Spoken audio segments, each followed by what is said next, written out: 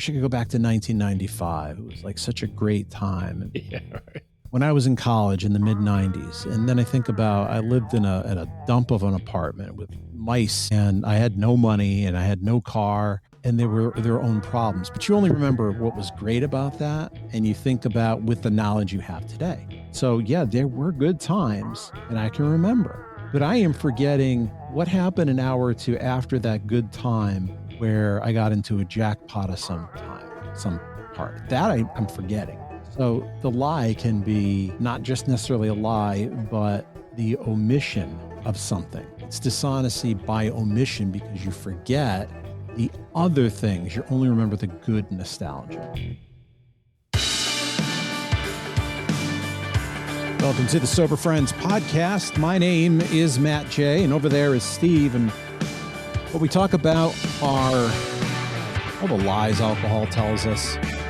Talk about recovery, getting better, what it was like when we were out there, but this alcohol is such a liar to us.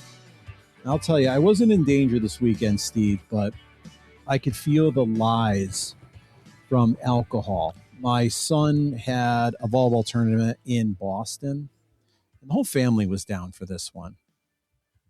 That's another story altogether of me not liking having to curtail how I handle tournaments to make up for my wife and the girls who run at a different pace than me.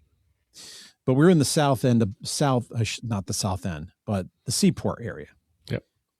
Where there was nothing a few years ago, and now there are hotels and office buildings and all this stuff. They're just popping up. And it was like going by the convention center, hotel upon hotel upon hotel, nice hotels, all with these like bars and stuff, which were like nice bars, like cigar bars. And it looks like everybody was having a gleeful time. And I looked in, and the thought was, wouldn't it be nice to be able to go in there and being able to have a drink? And realizing instantly, I'm like, what a lie. Because I can't go. So let's really break this down about what a quote drink would be at the bar. For normal people, it's a great time on those hotel bars. It's like you can just go downstairs and it's like a full bar. It's like you walk down your bedroom stairs and there's a bar and there's people there waiting for you. Yeah. It's beautiful. And normal people go down there and they will talk to people and they will soak in the atmosphere and that energy. And while they're doing that, they might have a drink or two. I'm never going to be able to experience drinking that way. First off, the noise makes me crazy because I can't filter out the background and the foreground. So everything is noise. And it's tough sometimes to talk to strangers. And to do that, I would need alcohol to get a little bit of courage. Right. Which, in the end, it's really just a different environment to drink. Because I'm not going to go down there and be relaxing, sophisticated. It's going to end up with me drinking until I'm drunk if I do that. Or if I stop, it's going to be painful. What was the point of doing that altogether? And yet, there's still that lie every time. Yeah. The thought that wouldn't it be nice to go in there and have a drink is not the lie, right? Because it would be nice to go in there and have a drink for most people. And I was at a meeting today and somebody shared, and this is the truth about alcohol. He's like, if I had a glass of vodka right now, he said, if I drank that down, he said, I would feel better for about 2 hours. Mm-hmm. Like I would feel good. I would feel relaxed, I mean, maybe not now because we have all this as they say, a head full of AA, but you get what he means. Like it would make me feel good. And that's the truth. And that's why people who can go there and have those couple drinks. The lie is when I try to convince myself that I'm a normal person and that I could do those type of things. And again, I don't have that conversation with myself anymore that I try to convince myself.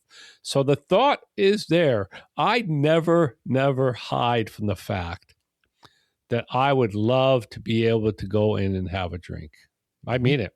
I would love to. I'd love to go out with my wife sometime and sit there and have a conversation while she has her glass of wine. Or I've told a story a while back where she had a glass of tequila with a big ice cube in it, which, man, I would have loved. Like, I was so envious of her that she could drink that because that was my drink of choice, one of them.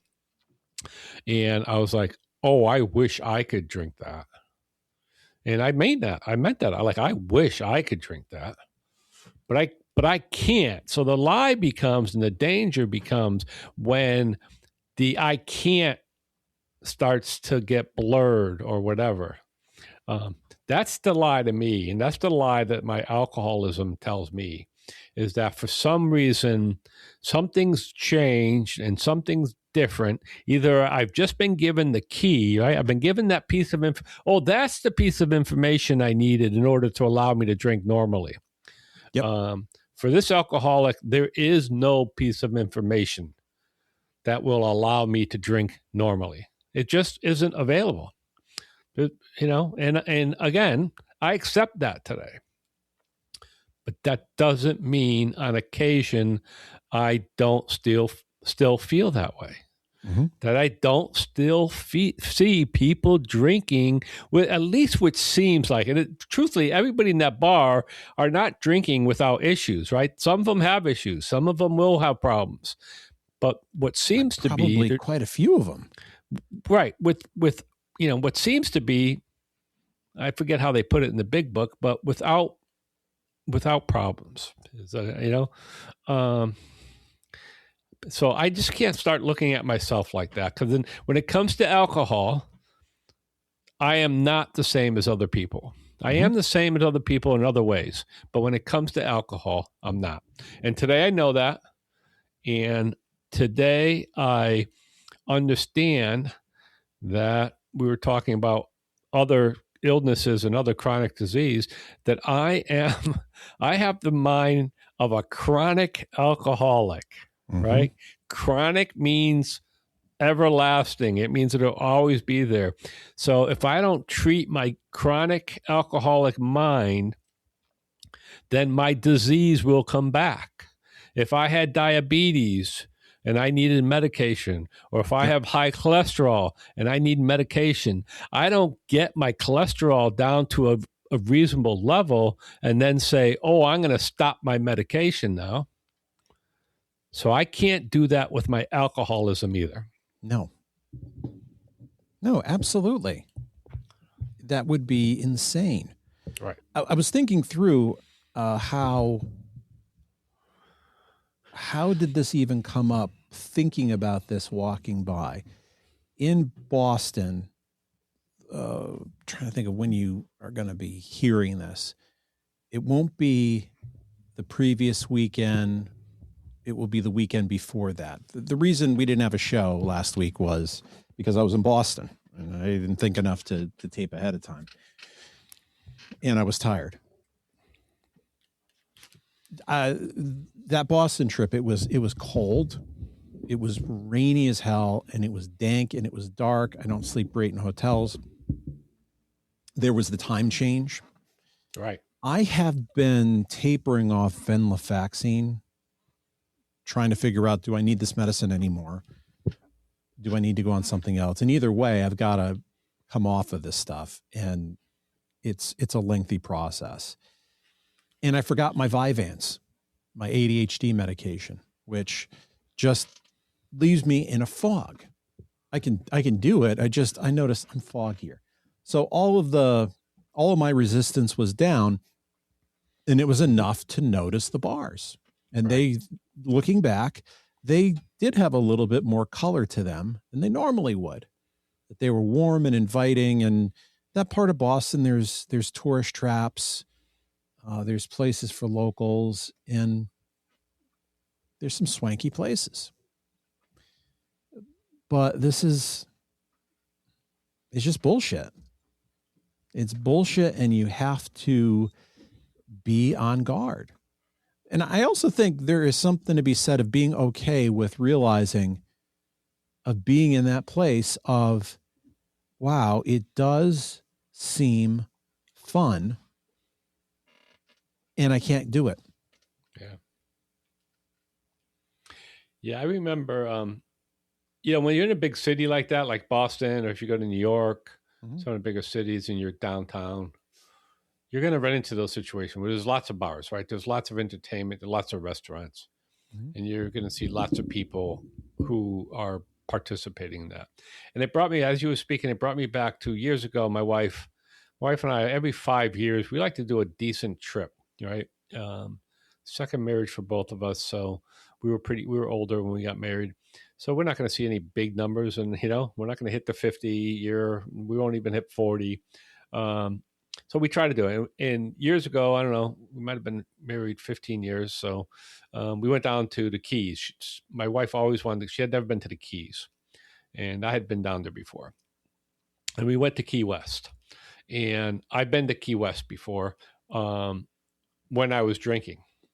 But I was okay. It was like when I was first married. When I was first married, we honeymooned down there for a few days, and I wasn't drinking alcoholically back then. It was fine, but I was able to walk by one of they have a lot of open air spaces down there, right? You just walk in, like the bars are wide open to the streets, and music is playing and all that kind of stuff. And I can remember walking into those places, and I remember being down there with my wife. And we weren't staying in Key West. We were staying about an hour north of this in one of these smaller keys. And I remember we were down there. We had dinner. We were walking around. And just around 9 o'clock, it was starting to get dark, and the music was starting to go. And I wanted so much just to hang out down there and go sit in a bar and listen to the music, because the music is really good down there, right? Mm-hmm. And just sit in the bar. And at that point, I mean, I was safe enough to do that, right? Like, I was sober enough and safe enough that I could do that. But my wife's not a night person. And I just remember being so bummed that I can't do that type of stuff anymore. And I wouldn't do it unless I was in the right place. Like, I don't go, there's lots of times where I think, oh, I'd love to go see this musician. I'd love to go see this. But I don't do it. And maybe I should if I could find some other people to go with, but I just don't do it enough, because I certainly don't want to do it alone. But I just remember being bummed that, that's no longer part of my life, right? That I can't go in there, right? And again, I'm in Key West, the tequila capital of the world, maybe. Well, maybe not. Mexico is, but I'm down there, right? Like, that's where I could have gone and have all those drinks that I love and all that kind of stuff. And so I guess what I'm saying is, like, there is part of me, and I think for many alcoholics, that miss those things, right? And I think that's why we walk by sometimes, some of us, not all of us, we walk by open bars or open restaurants and we think, oh, wouldn't it be nice? Mm-hmm. Wouldn't it be nice? Because for me, again, there was a time where I could walk into those bars and have a reasonable drink. I wasn't always a sloppy alcoholic where I couldn't control it. There was time where I could go in and I didn't feel bad, and I didn't wake up the next day looking for my next drink. But at the end, I did. And as we love to say in the rooms, once you're a pickle, you can never go back to becoming a cucumber. Correct. So I can never go back to being that normal drinker who doesn't look for that drink after I light that fire. It's just not possible. I was thinking about something today as I was having a Coke Zero earlier in the day. I have had to give up soda after a certain point in the day, generally after about 2 p.m., but definitely not around dinner time, because I'm finding that it's a catalyst for me getting a restless legs attack. So I have this whole protocol I go through now. I take half a gabapentin pill, and then I take 2 gabapentin pills. I take half at 6 p.m., then I take 2 at about 9 p.m. The whole idea is the first gabapentin kind of I'm building up a little bit so that when the main dose kicks in, I maintain a certain level, and that's going to get me through the period of time between 11 and 12 when it really kicks up, because I could be up for an hour. So there are things I can control, and that's caffeine consumption. And I like to have a soda at night, and I'm not happy about giving it up, but I can do it. And I don't need a program for that. It's just like, I can't do it anymore. So it's a pain in the ass, but it's not hard for me not to drink a soda. I'm not, slamming my hand on the table. That's not the case with alcohol. No. Like, something's very different. And as much as I like Coke Zero. Yeah. I mean, it's like that with a lot of things, right? I mean, there's a lot of things I like to do that I could say, nope, I don't want to do that because it's not healthy for me. Or like you said, I'm realized that has become a problem. Like what you just said, I realized that's become a problem for me. I need to adjust my behavior. Yep. Right? I mean, that's the way normal people, and that's the way normal drinkers handle alcohol. Ooh, I'm drinking too much. I need to roll it back some. Right? Or, lots of people who have just decided that alcohol, they're just not interested in any of it today. So there's a lot of just people who don't have a drinking problem who are deciding not to partake in alcohol. Yep. But that's the way normal people handle it. Again, I go over it, and I know it sounds like a broken record, but if you're an alcoholic, you listen to this, you get it. Like, I'm not saying anything you don't understand. If you're new or if you're looking to it, I'll just do a quick shout out. I was talking, we have a cleaning lady comes over every couple of weeks. She was here today. She knows him in the program. We talk about it. And I just mentioned to her something, I don't know how we got talking about it. I said, I do a podcast. So she goes, what? I'm like, yeah, I do a podcast. She goes, on what? And I said, recovery. She goes, I always wondered what that microphone was in your office, right? She comes in and cleans your office. And so she asked me about it. And I always tell people, listen to it if you want, but I don't hold much back, right? Like, I lay myself out there. She goes, well, as long as you're not talking about me. And I'm like, I don't think I've ever mentioned you on this podcast, no. But I don't know, maybe we'll have a new listener. But my point is, she won't get it, right? She's not an alcoholic. No. She won't understand what I'm talking about with my brain and how it works because she's not an alcoholic. Just like my wife doesn't, right? My wife doesn't get it. I mean, she accepts it. She watches it. She understands what I need to do, but she doesn't get the fact of how much I struggle with it. She doesn't understand why I can't do it. To her, it doesn't matter. She's just happy I'm not drinking, and that, as we talked about in our meeting today at noon, that I've had a personality change for the better, right? And that's the truth. I've had a personality change through working the 12 steps of Alcoholics Anonymous. That's for the better. And that is the only thing that keeps me from walking in that bar, right? The only thing that keeps me there is working my programs. Because if I don't work my programs, eventually I'll go to Yankee Stadium, because this happened to me when I relapsed. I'll go to Yankee Stadium when nobody's around, and I'll drink. Yep. Right? I'll drink, because that's what I did when I relapsed. Because that's what people do when they go to Yankee Stadium. That's what I always did when I went to Yankee Stadium. So, no longer possible for me. Do I miss it? Of course, I miss some of it. Mm-hmm. Do I miss it? The damage and the chaos it brought into my life? Not even a little bit. Not even a little bit. And so it's nice. Not that but like I said, the thing you brought up was the lie that alcohol tells us, right? That lie. Mm-hmm. That lie, that, hey, and it's true. Some people talk about it in our program. They use metaphors like, hey, my disease is outside in the parking lot doing push-ups, like all those things. And they're sort of funny, and I don't believe in all of them. But I get what they're saying. What they're saying is that, listen, my disease never goes away. Mm-hmm. It never goes away. I'll never be cured. I might be recovered, but I'll never be cured. And I'll only stay recovered if I continue to do something to address it. Eli Lilly, I heard, is I am such a big believer in GLP-1, and we've talked about GLP-1s way, way before most people were talking about them. And I had heard that Eli Lilly is working on a phase 2 or phase 3 GLP-1 where they are tweaking it specifically to prevent alcohol abuse.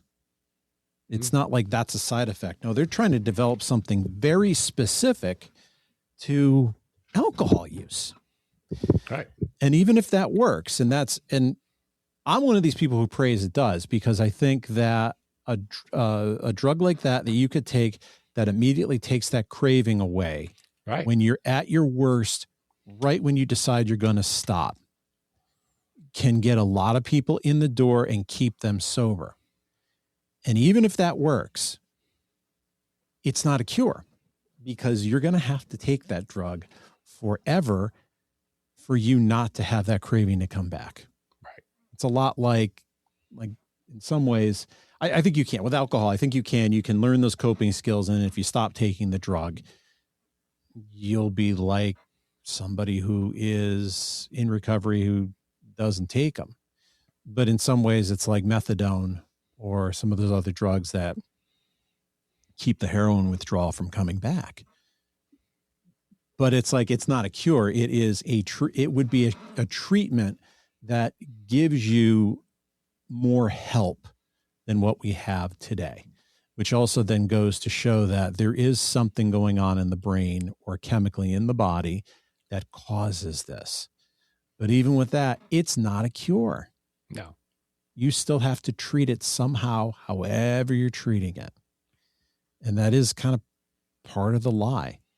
I'm thinking about every lie is really based on something real, based on a truth. Yeah. For me, real social anxiety. It is aiming at my discomfort in noisy environments, about feeling of not fitting in, about being really, really tired. And it always goes in and says, I'm the thing that can fix what's hard about you. Yeah. And that's what got me into trouble. How was I going to quit drinking when that was the only thing that fixed what was wrong with me? Right. That was my point. That's what I was going to say. It did fix what was wrong with me. Mm-hmm. Right. I said, we've said it before, and I've said it. I'm sure I've said it on this podcast. I say it in meetings. Alcohol was my solution. Mm-hmm. It's what got me through my stuff. Right. The problem with it had a lot of bad like any drug. I mean, honestly, Yes. It had a lot of bad side effects. Right. It had really bad behavioral side effects for me. And it had physical side effects for me. It had emotional side effects for me. But the truth is, it solved my problem of not wanting to feel the feelings I was feeling. I mean it. Mm-hmm. It solved my problems. And that is, that's the truth, right? And I love what you said, right? There's always, it's you see a lot of it in disinformation stuff too out there. They take us, people will take a sliver of truth and then blow it up and make it disinformation. And that's a lot like alcohol and, my alcoholic brain. A little bit, like I said, you'll feel better. If you take this drink, you'll feel better. That's true. I'll feel better with that one drink. But it's the drinks and craving and craziness that comes afterwards that I'm not going to feel better. I shared about this today, and it's something that I've got to. It's in the forefront of my mind because you and I have been talking about the GLP-1s and stuff like that. Mm-hmm. But there's a woman who goes to my noon meeting who said, she said it a couple times, but she said it more recently. And she said, I still today, and this woman has 30 plus years sobriety. She says, I still today will do something that will give me short-term pleasure and give me long-term pain. Mm-hmm. And I thought, if that isn't the way my brain still works, I will choose short-term pleasure, even if I know it's going to make me uncomfortable or cause me discomfort in the long term. And my brain still works that way. We got a whole nother show to do about a GLP-1 medicine that would let us drink normally. Like, what does that mean for the alcoholic, right? I mean, it's such a scary thing. Like, I don't know. You're going to try it? I don't know. I don't think I would. I don't think I'm interested in rolling that dice, but nope. Because my life is too good today, right? And that's the whole point. My life is too good today. And alcohol is no longer that important to me that I think that it's something that I want to do and I want to risk at all, ever. The things that are important to me today. What drives me insane is Scott Galloway, who is on Pivot, and he has about 27 other podcasts that he's on. Yeah. Tons. Talks often about younger people should drink more. Yeah, because it's a lubricant, and you meet people, and it's also the same guy who is constantly talking about how he's going to cut back his drinking. Yeah. And it drives me insane that he is saying this, because I don't think it's true. I mean, maybe some people can, but I don't know. This is bad advice to me. Young kids should drink more. It's good for them. Yeah. I won't go down that rabbit hole. Because it's more complicated than that for him. Because what he talks about is the men loneliness epidemic that's going on. And what he's trying to say in that is that if you went out and drink and socialize more, then you'd have a chance to meet more women. And again, that's one of the things alcohol does solve, that socialization. Like you talk about it, your socialization fear, right? Maybe your ability to talk to women, maybe your ability to ask a woman out on a date. Like that is what that thing fixes. Or helps with, not fixes, helps with for some of us. So I understand what he's getting at. I do. I understand what he's getting at, but it is a dangerous thing. And he does talk about how he cuts down on his drinking. He needs to cut down on his drinking. And he does edibles, and he talks about that. He does a lot of stuff, right? So he seems like a normal guy. He can do what he wants. Good for him. But I agree. I don't think it's great advice I no longer think it's good advice to encourage people to go out and use alcohol, because he's talking about using it at a level that certainly is more than one drink or two drinks, right? He's talking about getting socially lubricated to a point where you're feeling really good. So, but again, people, we're grown adults. We get to make those decisions in our lives. And there was a time in my life where at least it felt that way for me, that I could drink like a normal human being, that I could go have a couple drinks, that I could sit there and not be jonesing for the next one, not be looking for the next one, never feel like, okay, that wasn't good. There was a time I was able to do that. And then there wasn't a time. And that time was gone. So I don't know. I'm okay with my life today. I can't stroll into a bar unless I'm with a lot of people and they're just going to have a drink and I'm going to have a Coke. I could do that. I can do that if we're out with a lot of people. But I'm not doing that if I'm alone with my son on a trip with just the two of us. And I'm not doing it in that situation. Not at all. I have no interest in doing it. The lie it also tells, and this is with anything, our mind only remembers the good stuff. It prevents pain. Yeah. With any nostalgia, you look back, wish I could go back to 1995. It was like such a great time. Yeah, right. When I was in college in the mid 90s. And then I think about, I lived in a dump of an apartment with mice, and I had no money and I had no car, and they were their own problems. But you only remember what was great about that. And you think about with the knowledge you have today. So yeah, there were good times that I can remember, but I am forgetting what happened an hour or two after that good time where I got into a jackpot of some part that I'm forgetting. Yeah. So the lie can be not just necessarily a lie, but the omission of something. It's dishonesty by omission because you forget the other things. You only remember the good nostalgia. I don't think there's any question that that's true for a lot of us, right? Mm-hmm. And the thing I'll say on that is that when I first came into the program, people would be talking about blacking out, and I was like, "Oh, I wasn't a blackout drinker," until I really started thinking about my drinking, and then I realized, "Oh yeah, I was a blackout drinker." So there was a lot of those things that I don't remember because I don't remember them because I was blacked out. Yeah. And today I can remember certain instances where I was blacked out, like driving across Waterbury from one end to Waterbury to not without any idea how I got home. Right. And then I went, oh, that was a blackout that night. So how many other nights did I have blackouts for an hour? I didn't know what was going on. I didn't remember what was going on. I didn't remember what I said to people, what I did to people. Who knows? Who knows? Or you remember it, but you don't remember it the way other people do. Yeah. Your lens out look like, like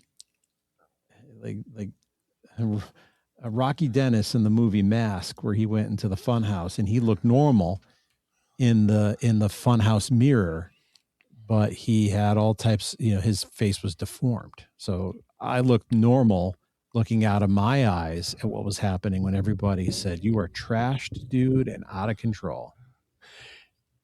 You just reminded me of something. I'll finish with this tonight because we're running out of time. When I was married, my first wife and I were married, and my first wife was very artsy, would make a lot of craft stuff, and for a time would make stuff and go sell them at different shows. And somehow, I don't know how, I don't remember exactly how it happened, but she ran into a girl that I dated for a while. Okay. And somehow they got talking about me, and she realized, oh, you're married to Steve. And, oh, yeah, we dated for a while. And she remembered me, and that was good. Because we didn't date that long.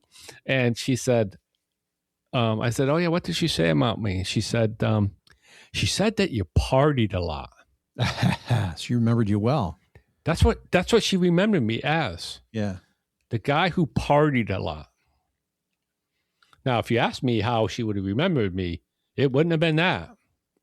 But that's how she saw me through her eyes. Mm-hmm. So it is interesting how people see us through their eyes and how we see us through our eyes. And I'll say this, I really will finish with this. I tell people all the time when I talk about my bottoms, you don't want to ask me about my bottoms. What you want to do is go ask my wives, right? Both. But no, I mean that honestly. Not even as a joke. I mean that they experienced, because they both experienced a bottom with me at different times, right?